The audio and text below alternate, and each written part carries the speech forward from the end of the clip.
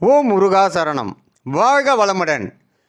நாம் இப்பொழுது சஷ்டி கவசத்தில் ஏற்படும் நன்மைகளை பற்றியும் சஷ்டியில் விரதம் இருந்தால் ஏற்படும் நன்மைகளையும் பார்க்கலாம். முருகனுக்குள் மும்மூர்த்திகள் அருளுகின்றனர். கவசம் படிக்கும்போது முப்பெரும் தேவியரும் கலைமகள், அலைமகள், மலைமகள், கல்வி, செல்வம், வீரம் நமக்கு அருள் புரியும்.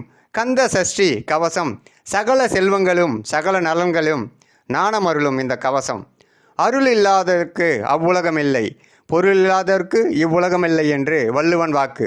ஆனால் சஷ்டியில் விரதம் இருந்து முருகன் கவசம் பாராயணம் செய்யும்போது அருளும் பொருளும் தங்கு தடையில்லாமல் நமக்கு அருளும் வல்லமை பெற்றவன் கருணை கடல் அப்பன் முருகன் ஒருவனே.